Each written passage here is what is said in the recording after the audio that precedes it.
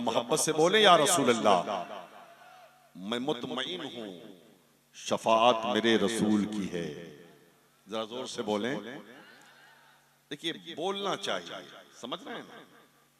अब इतनी खामोशी भी बेहतर नहीं है। जलसे में बोलने के बाद यह एहसास होता है कि आप सुन रहे हैं। मैं मुतमईन हूं, शफाअत मेरे रसूल की है। रसूल मेरे हैं, जन्नत मेरे रसूल की है। रसूल मेरे हैं, जन्नत मेरे रसूल की है। और सुना दो उनको, समझते हैं खुद को जो हाकिम। सुना दो उनको, समझते हैं खुद को जो हाकिम। आज एक नारा भारत में ज्यादा लग रहा है और ये कुछ सालों से लग रहा है। ये जमीन हमारी है, ये मुल्क हमारा है, ये इलाका हमारा है, ये धरती हमारी है, ये जिला हमारा है, ये कस्बा हमारा है, ये क्षेत्र हमारा है। उनके नाम फला तुम निकल जाओ, फला तुम निकल जाओ, फला तुम निकल जाओ। उनके नाम ये पैगाम है कि सुना दो उनको, समझते हैं खुद को जो हाकिम। जमीन खुदा की, हुकूमत मेरे रसूल की है। जमीन खुदा की, हुकूमत मेरे रसूल की है। रसूल मेरे हैं, जन्नत मेरे रसूल की है। और यहाँ पे अपने पराये में कोई फर्क नहीं। यहाँ पे अपने पराये में कोई फर्क नहीं। मुनाफिकों, ये अदालत मेरे रसूल की है। मुनाफिकों, ये अदालत मेरे रसूल की है। रसूल मेरे हैं, जन्नत मेरे रसूल की है। तवज्जो है ना? तवज्जो है। देखिए, इंसान दुनिया में दो चीजों से ज्यादा मोहब्बत करता है। तकरीर समझिए, तकरीर समझिए तब समझ में आएगी बात। गौर से सुनिए। इंसान दुनिया में दो चीजों से सबसे ज्यादा मोहब्बत करता है। एक माल से मोहब्बत करता है और एक औलाद से मोहब्बत करता है। एक माल से, कौन चीज से बोलिए? माल से। और एक औलाद से। माल का मामला ऐसा है कि ठंडी के मौसम में, दिसंबर जनवरी की सर्दी में फजर की नमाज पढ़ने के लिए इंसान मस्जिद में तो नहीं जाता। अगर इमाम साहब पूछ दें कि मियाँ फजर की नमाज में मस्जिद में क्यों नहीं आते, वो कहता है हजरत क्या करूं, ठंडी बहुत लगती है, जाड़े का बहुत असर है, कोहरा लगा रहता है, वगैरह वगैरह बहुत सारे बहाने। लेकिन अगर कह दिया जाए कि सुबह 3 बजे औरंगाबाद जाओगे दिसंबर जनवरी के महीने में तो 50,000 या 1 लाख रुपए का फायदा होगा। बताओ मुसलमानों, कौन ऐसा शख्स है जो औरंगाबाद 3 बजे भोर में जाने के लिए तैयार ना होगा? ऐलान होगा 3 बजे का, लेकिन 2 बजे से वहां रहेगा कि मुझसे पहले किसी दूसरे को न मिल जाए। ये दौलत से मोहब्बत का हाल है। दौलत का हाल ऐसा है, इंसान दौलत से इस कदर मोहब्बत करता है कि सुबह से लेके शाम तक दौलत जमा करने के लिए कोशिश करता है। शाम से लेके सुबह तक दौलत जमा करने के लिए कोशिश करता है। न दिन का आराम देखता है, न रात की तकलीफ देखता है, न सूरज की तपिश देखता है, न बरसात देखता है, न सर्दी देखता है, न गर्मी देखता है। बल्कि बस ये ख्वाहिश होती है, काश मैं 1000 पति हो जाता, काश मैं लखपति हो जाता, काश मैं करोड़पति हो जाता, काश मैं अरबपति हो जाता, काश मेरे पास एक बिल्डिंग होती, काश मेरे पास एक गाड़ी होती, काश मेरे पास एक बंगला होता। इस मेहनत के साथ इंसान कोशिश करता है कि एक कोठी हो जाए, एक बंगला हो जाए। एक कोठी खरीद लेता है, एक बिल्डिंग बना लिया।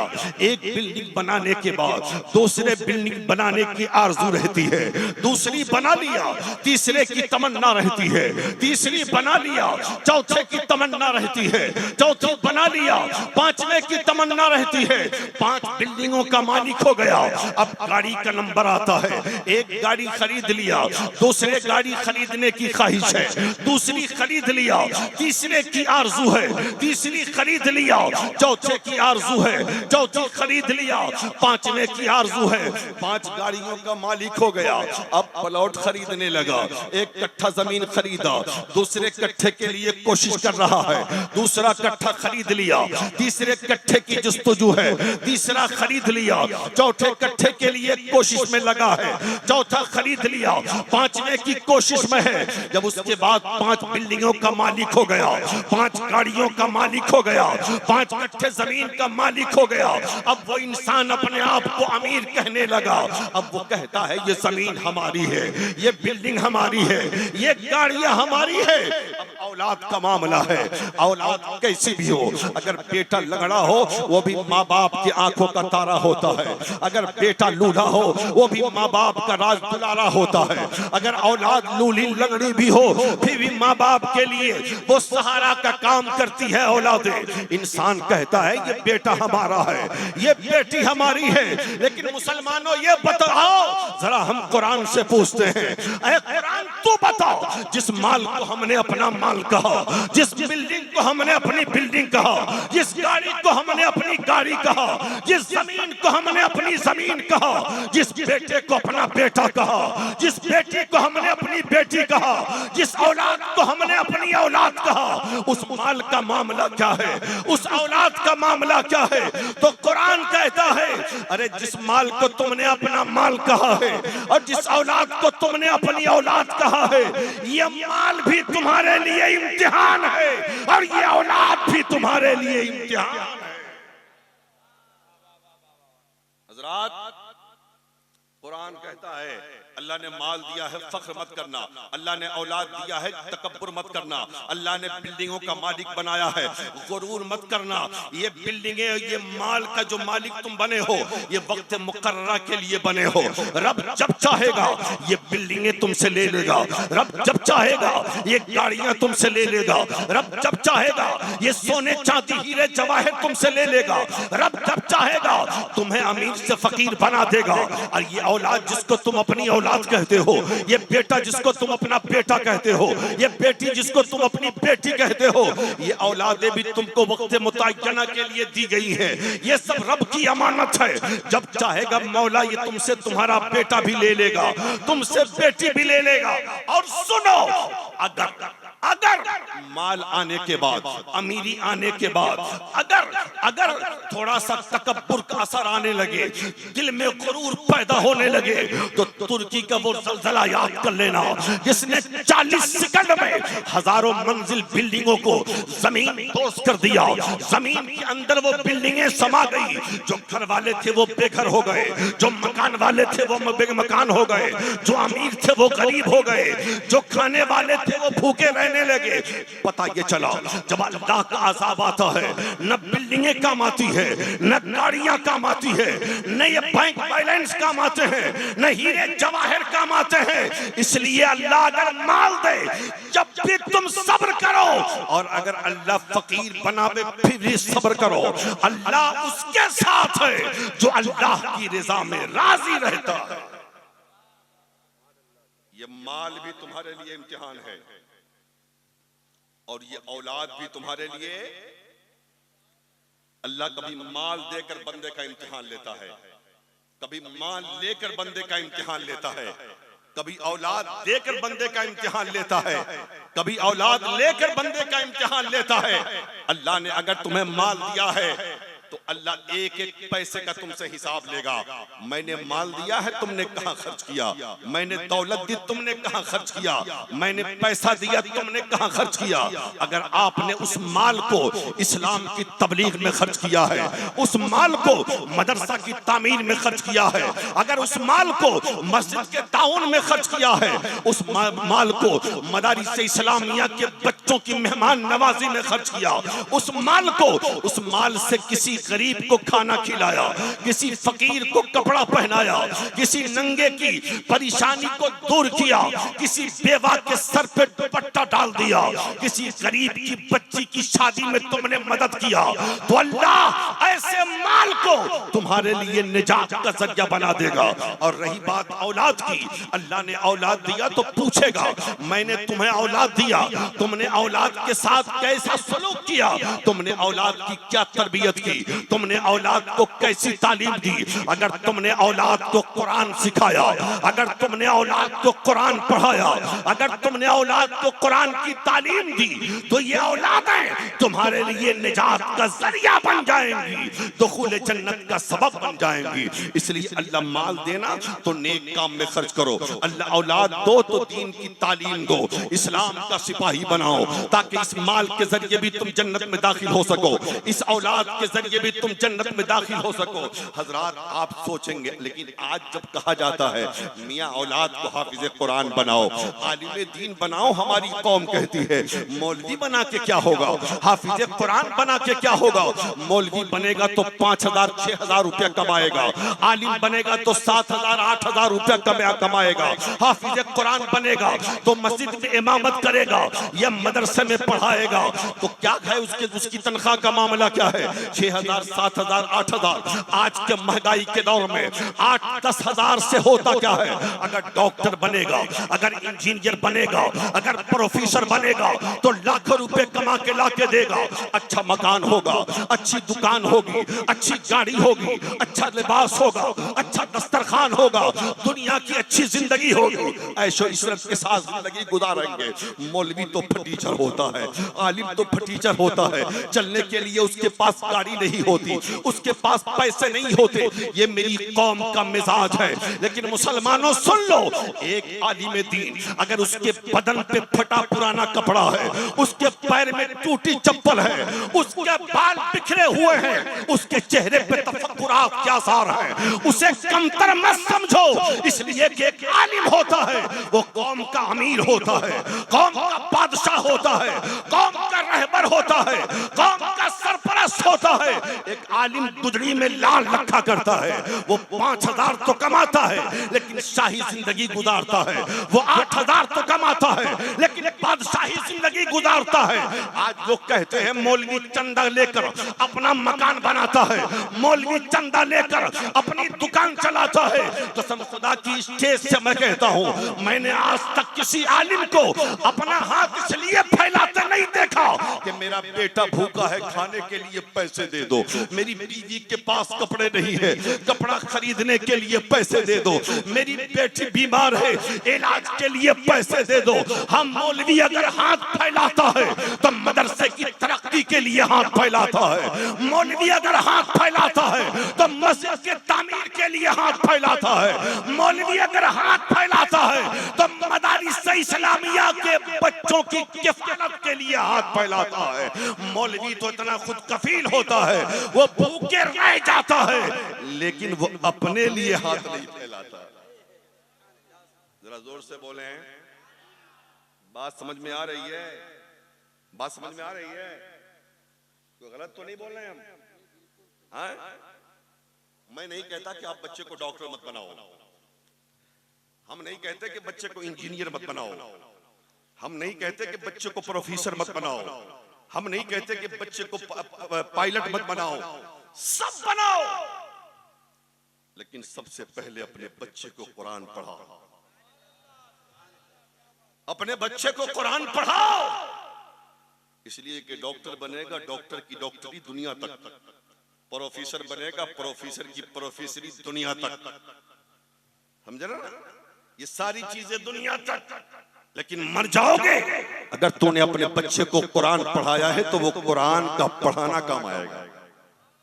जरा जोर से अब आए सुने, जरा तवज्जो से, बिल्कुल कान खोल कर दिल खोल कर सुन ले।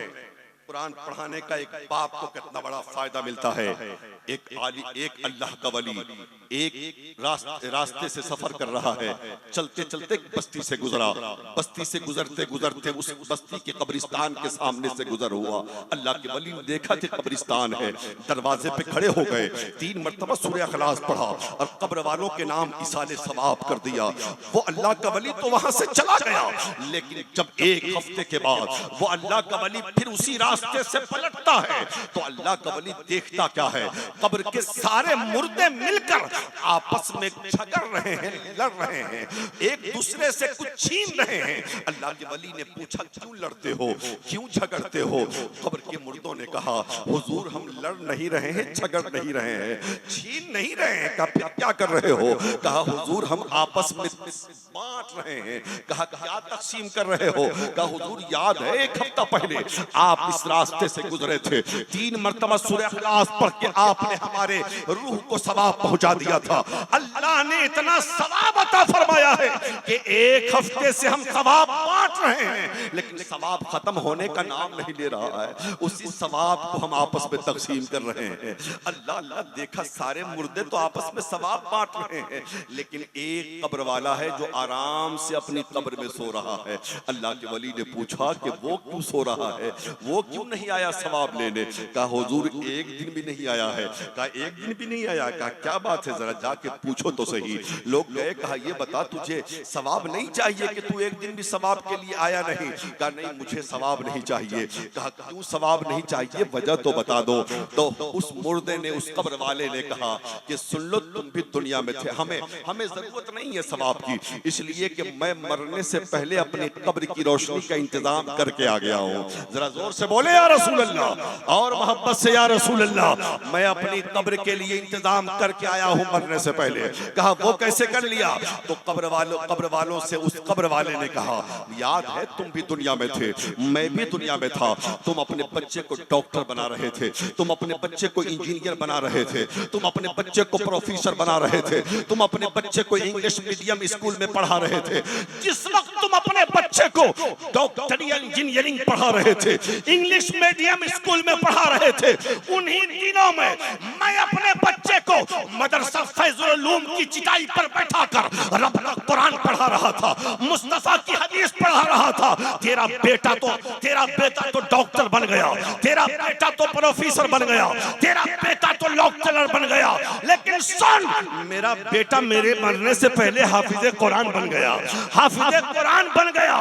तू भी मर गया, मैं भी मर गया, तेरा बेटा डॉक्टरी में रह गया, तेरा बेटा प्रोफेसरी में रह गया, तेरा बेटा दुनिया कमाने में रह गया, लेकिन सुन मेरा बेटा हाफिज कुरान है।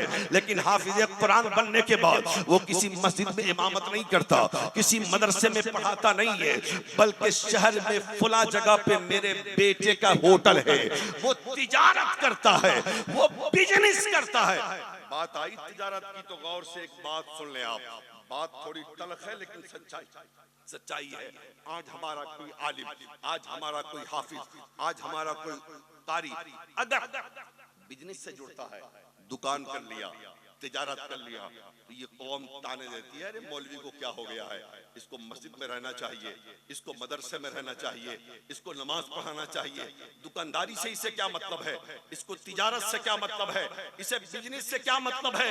लेकिन सुनो, बाहर मदीना कॉन्फ्रेंस में आने वाले इस्लाम के शहजादों, मैं अपनी जमात के हर आलिम से कहता हूं कि अब वक्त चला गया चंदा काटने का, अब वक्त चला गया लोगों के सामने हाथ फैलाने का, अब वक्त चला गया लोगों की खुशामद करने का। अब तुम्हें खुद कफील बनना होगा, अब अमीर बनना होगा, पैसा कमाने की कोशिश करो ताकि कल जब मस्जिद में मीनार बनाने की जरूरत पड़े, मदरसे में कमरा बनाने की जरूरत पड़े और कमेटी के लोग कहें मौलाना रसीद उठाकर मुंबई जाओ, चंदा लेकर आओ, कलकत्ता जाओ, चंदा काट के लेके आओ, दिल्ली जाओ, चंदा लेके आओ, मदरसे में रूम की जरूरत है, मस्जिद में मीनार की जरूरत है, तो आप खुद कफील न हो कहोगे तो कहोगे जनाब सदर साहब हम चंदा काटने नहीं जाएंगे, अल्लाह के घर की तामीर के लिए अल्लाह ने मुझे इतना दिया है कि मैं तन्हा एक मस्जिद का मीनारा बनवा सकता हूँ और मदरसे में एक रूम की तामीर करवा सकता हूँ। इसलिए मैं अपने आलिम से कहता हूँ सेठ बनो। अब मोटरसाइकिल और साइकिल पे चलने की जरूरत नहीं है, 4 व्हीलर पे चलो ताकि लोग ये कहें कि ये मौलवी फटीचर नहीं है, ये मौलवी पैसे वाला है। अब हमारे उलमा को तिजारत से जुड़ना होगा, दुकान से जुड़ना होगा। आप कहेंगे मौलाना ऐसी तकरीर कर रहे हो, तब तो मस्जिद में नमाज कौन पढ़ाएगा, मदरसे में कुरान क्यों कौन पढ़ाएगा? हम इसकी भी सूरत निकाल दे रहे हैं। जब हमारा आलिम खुद कफील होगा, उसे कौम के तनख्वाह की जरूरत नहीं होगी, वो 5 वक्त का नमाजी तो होगा, अपने मोहल्ले की मस्जिद में बगैर मुआवजे के 5 वक्त की नमाज पढ़ा सकता है, किसी इमाम की जरूरत नहीं है। और सुबह में 2 घंटे वो बगैर पैसे के कुरान भी पढ़ा सकता है। नारे तकबीर, नारे तकबीर। मौलाना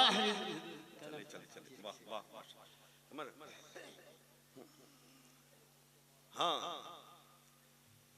तो वो बगैर पैसे के नमाज भी पढ़ाएगा, बगैर पैसे के कुरान भी पढ़ाएगा, कुरान की तालीम को आम भी करेगा।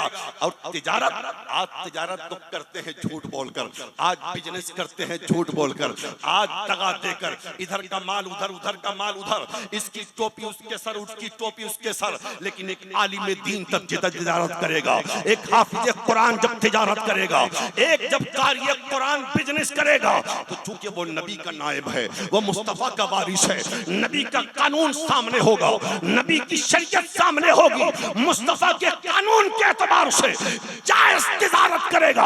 और जब जायज तिजारत करेगा, उस आलिम के माल में भी बरकत होगी और लेने वाले के माल में भी खैर का नुज़ूल होगा। जरा मोहब्बत से बोले।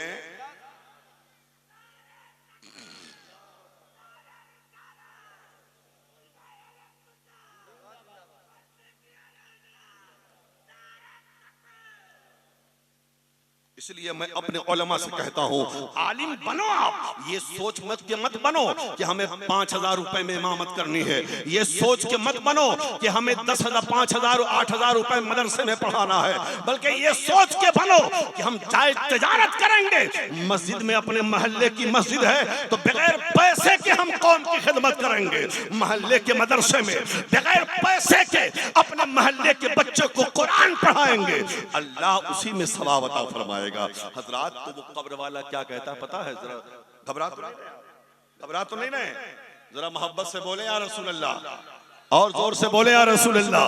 वो कब्र वाला कहता है सुनो फला जगह पे मेरे बेटे का होटल है, वो जब सुबह होटल खोलता है ना, काउंटर पे बैठता है, साथ में कुरान खोलता है, सुबह से लेकर रात तक कुरान की तिलावत करता है, उसका कुरान मुकम्मल होता है, अपना होटल बंद करता है, बंद करने के साथ साथ पूरे कुरान को मेरी रूह, पूरा कुरान मेरी रूह को पहुंचा देता है, मेरे नाम से इसाले सवाब कर देता है। कब्र वालों ये बताओ, जिसका बेटा हाफिज़ कुरान हो और जिसका बेटा रोजाना अपने बाप के लिए पूरा कुरान पढ़ के अपने बाप की रूह को सवाब पहुंचाता हो, उसके बाप को दूसरे के सवाब की जरूरत क्या है?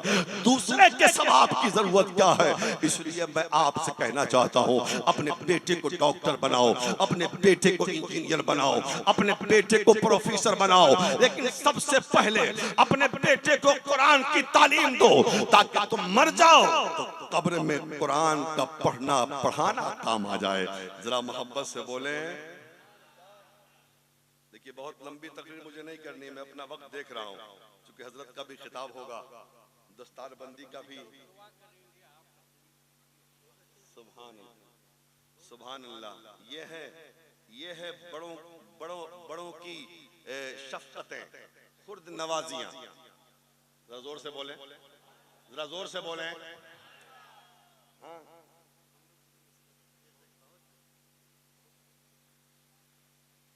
बड़े इसी को कहते हैं। याद आ गए निजामी साहब, याद आ गए सरकार मुजाहिद मिल्लत, जो छोटों को नवाजते थे। लेकिन आज पीर तो आज पैर खींच रहा है। बुरा मत मानिएगा। ताजुश शरिया का मैं मुरीद हूं। और एक बात और बता दूं, हुजूर शेर बिहार का खलीफा भी हूं मैं, और मुहिब्बे आला हजरत सरकारे मुहिब्बा के घर का दामाद हूं मैं। समझ रहे हैं? बात तो मैं सही करता हूं। हम भी पीर परस्त हैं, लेकिन तिल्ला बिल्ला वाला पीर साहब को नहीं मानते। जान लीजिए आप, हम भी पीर हैं। हमारा पूरा घराना पीरों का घराना है। समझ रहे हैं ना? लेकिन जो छोटों का पैर खींचे ना, उनको नहीं मानते हम। पीर को काहे डर लगता है छोटा सबसे? पीर तो पीर होता है ना। पीर मुजाहिदे मिल्लत थे, पीर हाफिजे मिल्लत थे, है ना? पीर मुफ्ती आजम थे, पीर हुज्जतुल इस्लाम थे। इनकी जगह कोई दूसरे पीर साहब होते ना, तिल्ला बिल्ला वाले, जल्दी खत्म कर। उनको पड़ी रहती कि जल्दी खत्म करके हम हुजरे में जाएं, तो कुछ लोग मुरीद हों, कुछ लोग तावीज दें, कुछ लोग ले हमसे कुछ नजराना मिले, जेबवा हमारा भरे। लेकिन जो सच्चे पीर होते हैं, दुनिया उनके कदमों में होती है। जरा जोर से बोले, जोर से। जो सच्चे पीर होते हैं वो मुरीदों के टुकड़ों पे नहीं पलते, बल्कि ज़माना उनके टुकड़ों पे पला। समझ रहे हैं ना? हमें ऐसे सच्चे पीरों की तलाश है जो छोटों के सर पे दस्ते शफ़क़त रख के उन्हें आगे बढ़ाए। समझ रहे हैं ना? जरा जोर से बोले, जोर से, मोहब्बत से। हाँ ठीक है, आप बच्चे को हाफिज बनाए, आलिम बनाए, लेकिन सबसे पहले अपने बच्चे को दीनदार बनाए। क्या बनाए? दीनदार बनाए। मौलवी जर्जीस भी अपने आप को बहुत बड़ा दीनदार कहता है, जाकिर नायक भी अपने आप को बहुत बड़ा दीनदार कहता है, और हमारी नौजवान नस्ल जो है ना, ये जाकिर नालायक को बहुत ज्यादा फॉलो करती है। नौजवान जिसका बाल देखो तो शैतान भी शर्मा जाए, जिसका पैंट देख लो, आहा, बेहयाई की सारी हदें पार है। वो मस्जिद भी जाता है तो वैसा ही पैंट पहन के जाता है। ये क्या स्टाइल है पैंट पहनने का? समझ रहे हैं? दीनदार वैसा नहीं। दीनदार के साथ अपने बच्चों को आशिक रसूल बनाओ। अब जोर से बोले, जोर से। अब बात आई है इसकी। अपने बच्चे को डॉक्टर बनाओ, इंजीनियर बनाओ, प्रोफेसर बनाओ, आलिम बनाओ, मौलाना बनाओ, हाफिज बनाओ, कारी बनाओ, मुफ्ती बनाओ, मुहद्दिस बनाओ, काजी बनाओ, लेकिन साथ में अपने बच्चे को आशिक रसूल बनाओ। इसलिए कि डॉक्टर गुमराह हो सकता है, इंजीनियर गुमराह हो सकता है, प्रोफेसर गुमराह हो सकता है, पायलट गुमराह हो सकता है, मौलवी गुमराह हो सकता है, आलिम गुमराह हो सकता है, मुफ्ती गुमराह हो सकता है, पीर गुमराह हो सकता है, और हो सकता नहीं है डॉक्टर गुमराह हो गया, मौलवी गुमराह हो गया, पीर गुमराह हो गया, मुहक्किक गुमराह हो गया, मुदक्किक गुमराह हो गया, मौलवी आलिम गुमराह हो गया, प्रोफेसर गुमराह हो गया, लेकिन आशिक रसूल कभी गुमराह नहीं होता। और जब आशिक बनाओगे ना, तुम्हारा बेटा डॉक्टर भी होगा, आशिक रसूल भी होगा, प्रोफेसर भी होगा, आशिक रसूल भी होगा, अफसर भी होगा, आशिक रसूल भी होगा, आलिम भी होगा, आशिक रसूल भी होगा। दुनिया के जिस कोने में जाएगा वो अपना काम भी करेगा, मुस्तफा के इश्क का चर्चा भी करेगा।